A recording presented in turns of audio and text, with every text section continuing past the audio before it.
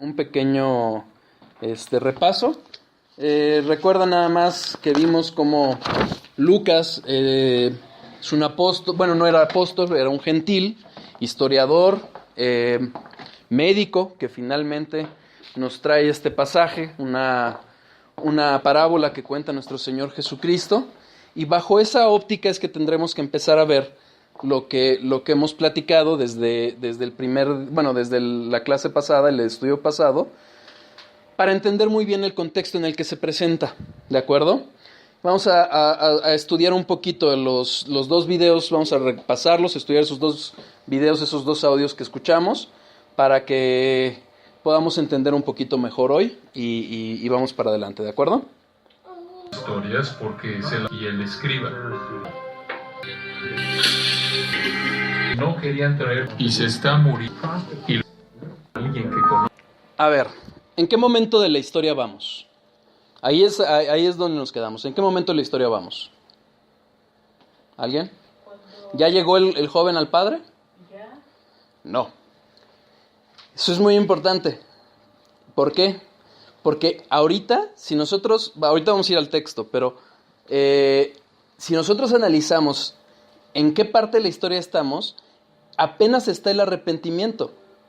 Cuando el joven vuelve en sí y él está meditando en todo lo que le va a decir al padre, ¿ok? O sea, el hijo cuando estaba comiendo con los cerdos, Ajá. o sea, que ya vio que ni la comida de los cerdos podía comer, Uh-huh. o sea, como quien dice, ya tocó fondo, Uh-huh. entonces dice, pues voy a ver a mi padre, a ver si me perdona, y aunque sea trabajo, poner como esclavo, o sea, Exacto, no importa, ¿no? como jornalero. Sí, o sea, aunque yo fui algún día dueño de esto, pues no me importa regresar como esclavo, ¿no? Con Exacto. tal Exacto. ¿Qué vemos aquí? Aquí es importante tener en cuenta, recapitulando, esto es recapitulación de lo que vimos la vez pasada, ¿sí? Vemos al peor de los pecadores. Jesucristo está presentando al peor de los pecadores. Por eso es importante lo que vimos del contexto cultural, histórico, geográfico. Porque en esa cultura es que podemos entender cómo todo lo que va describiendo Jesucristo tiene un significado. El rebelarse en contra del Padre, el aborrecer la tierra, el vender todo. Vimos incluso que traíamos una idea errónea de lo que es pródigo, ¿sí? Y vemos al peor de los pecadores. Cómo le dio la espalda al Padre, le dijo, yo quisiera que estuvieras muerto prácticamente. Quisiera que estuvieras muerto, ¿por qué? Porque ya yo quiero la herencia. Finalmente me voy, lo vende, lo desperdicia en muchas cosas banales y se le acaba. Viene un hambre que incluso sabemos que Dios también controla todo ello. Lo vimos cuántas veces usó el hambre en la historia de Israel, ¿sí? Para llevar a su pueblo a Egipto, por ejemplo, ¿sí? Ahí llevó a la familia de Israel. A la familia de Israel. Entonces, vemos toda esta situación y todo este contexto en el que se presenta el peor de los pecadores, ¿sí? Vimos también el contexto literario en el sentido de que vemos las dos parábolas de la moneda perdida y de la oveja perdida y cómo son recuperadas, ¿de acuerdo? Pero aquí vemos una parábola más grande, ¿por qué? Porque ahora vamos a ver la perspectiva no solo de quien la recupera, sino también del pecador. O sea, y ahorita vamos a ver lo que le dijo el padre. Exacto, eso es importante. Vamos a leerlo, por favor. Vamos a Mateo 7, versículo 15, por favor. Lucas 15, versículo 11, perdón. Si alguien puede leerlo del 11 al 19, por favor, que es donde estamos. Adelante. Parábola del hijo pródigo. Dice, también dijo, un hombre tenía 2 hijos, y el menor de ellos dijo a su padre, Padre, dame la parte de los bienes que me corresponden, y le repartió los bienes. No muchos días después, Juntándolo todo, el hijo menor se fue lejos a una provincia apartada y allí desperdició sus bienes viviendo perdidamente. Y cuando todo lo hubo malgastado, vino una gran hambre en aquella provincia y comenzó a faltarle. Y fue y se arrimó a uno de los ciudadanos de aquella tierra, el cual le envió a su hacienda para que apacentara cerdos, y deseaba llenar su vientre de las algarrobas que comían los cerdos, pero nadie le daba. Y volviendo en sí, dijo: ¿Cuántos jornaleros en casa de mi padre tienen abundancia de pan, y yo aquí perezco de hambre? Me levantaré e iré a mi padre, y le diré: Padre, he pecado contra el cielo y contra ti, ya no soy digno de ser llamado tu hijo. Hazme como uno de tus jornaleros. Y levantándose vino a su padre, y cuando aún estaba lejos, le vio su padre y fue movido a misericordia. Y corrió y se echó sobre su cuello y le besó. Y el hijo le dijo: Padre, he pecado contra el cielo y contra ti, y ya no soy digno de ser llamado tu hijo. Pero el padre dijo a sus siervos: Sacad el mejor vestido y vestidle, y poned un anillo en su mano y calzado en sus pies, y traed el becerro gordo y matadlo, y comamos y hagamos fiesta, porque mi hijo muerto está, y ya era. Mi hijo muerto era y ha revivido, se había perdido y es hallado, y comenzaron a regocijarse. Y su hijo mayor estaba en el campo, y cuando vino llegó cerca de la casa, oyó la música y las danzas. Y llamando a uno de los criados, le preguntó qué era aquello. Él le dijo: Tu hermano ha venido y tu padre ha hecho matar el becerro gordo por haberle recibido bueno y sano. Entonces se enojó y no quería entrar. Salió por tanto su padre y le rogaba que entrase, mas él respondiendo le dijo al padre: He aquí, tantos años te sirvo, no habiéndote desobedecido jamás, y nunca me has dado ni un cabrito para gozarme con mis amigos. Pero cuando vino tu hijo que ha consumido tus bienes con rameras, has hecho matar para él el becerro gordo. Él entonces le dijo: Hijo, tú siempre estás conmigo, todas mis cosas son tuyas. Mas era necesario hacer fiesta y regocijarnos, porque tu hermano era muerto y ha revivido. Dice, se había perdido y es hallado. Si nosotros vemos, ahorita ya leímos, aprovechamos para leer toda la parábola, pero en el momento de la historia en el que vamos, es hasta el versículo 19. Hasta aquí leímos. Es decir, cuando el hijo está volviendo en sí y está diciendo: no, estoy mal, voy a regresar como jornalero. Apenas está planeando, si nosotros nos fijamos en el versículo 17, y volviendo en sí dijo, o sea, todavía no estaba con el padre: ¿Cuántos jornaleros en casa de mi padre tienen abundancia de pan y yo aquí perezco de hambre?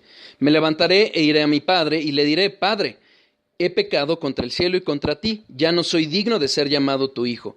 Hazme como a uno de tus jornaleros. Y ahí vamos. Si vemos el versículo 29, y levantándose, vino a su padre. Entonces, nos quedamos en el 19, apenas está haciendo el plan. Ahorita vamos a ver por qué es importante, porque también tiene esto impacto en la historia, ¿ok? Pero veamos, si recuerdan lo que vimos cómo fue todo un proceso en que pasó de la rebelión, el deseo de la independencia, de no querer saber nada del padre, vende todo. Viene la necesidad desesperada, viene a humillarse cuando se pega con un gentil y a apacentar cerdos, que sabemos que para los judíos es algo inmundo, lo vimos el estudio pasado, y finalmente la esclavitud, ¿sí? Dependiendo o sea, comiendo del pecado prácticamente, en la condición terrible en la que se encontraba, nadie le ayudaba, no podía salir adelante, ¿de acuerdo? Y viene el momento del arrepentimiento. Y vimos cómo el arrepentimiento es un don de Dios. Proviene de Dios y somos convencidos del pecado por parte del Espíritu Santo. ¿De acuerdo? Entonces vamos a la tercera parte del video. Ahora recuerda, diciéndose, celebra a todos. A ver, aquí estamos en una parte muy... Bueno, toda la parábola es muy importante, pero fíjense cómo... Acuérdense del contexto. ¿Se acuerdan que lo vimos en los dos primeros versículos? ¿Quiénes estaban cerca? Fariseos y escribas. La parte legalista del pueblo. ¿Sí? Y ellos... Aquí es una parte muy importante, es que... No, ahorita se acaba. ¿Sí me escuchan? ¿Sí? Fíjense cómo... ¿Cuál era la reacción? MacArthur hace referencia a una costumbre o un derecho que podía tener el padre para que ese hijo regresara y le pagara cada centavo de lo debido. ¿Y qué esperaban los fariseos? Que hiciera eso. El fariseo decía, pues claro, ¿cómo va a aceptar esto? ¡Qué cosa tan indigna! Acuérdense que los fariseos en este momento estaban completamente indignados, sorprendidos de la actitud del hijo que se fue, que pecó y que ahorita que regresa, ¿cómo va a haber otra respuesta?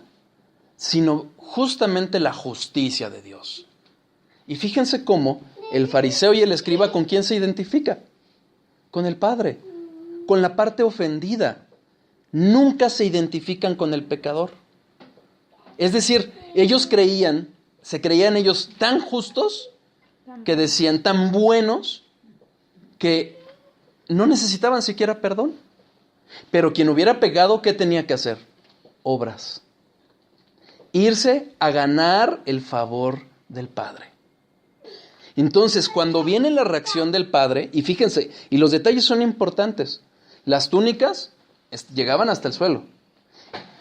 ¿Qué dice la palabra? Vamos a leerla. Vamos a leer el versículo del 20 al 24. Espero no estarme adelantando mucho, pero...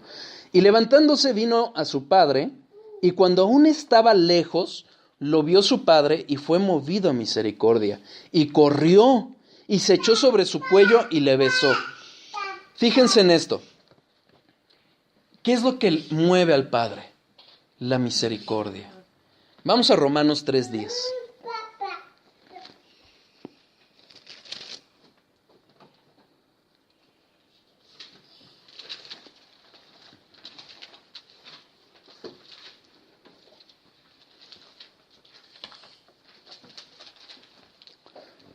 Como está escrito, no hay justo, ni aun uno.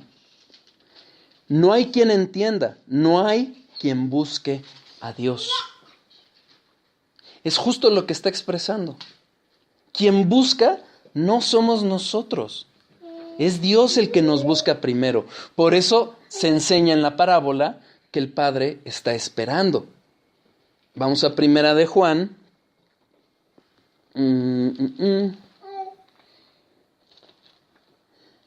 4:19.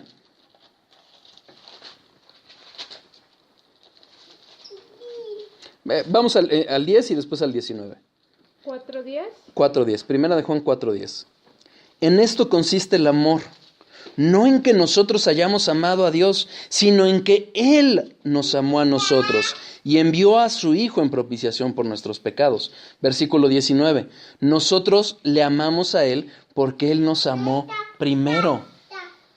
O sea, en nosotros no había nada que realmente... como hay algunas doctrinas que enseñan así que, tuviste un corazón bueno y por eso recibiste a Dios. No, quien te buscó primero, quien me buscó primero, fue Dios. Y por eso en la parábola lo vemos esperando.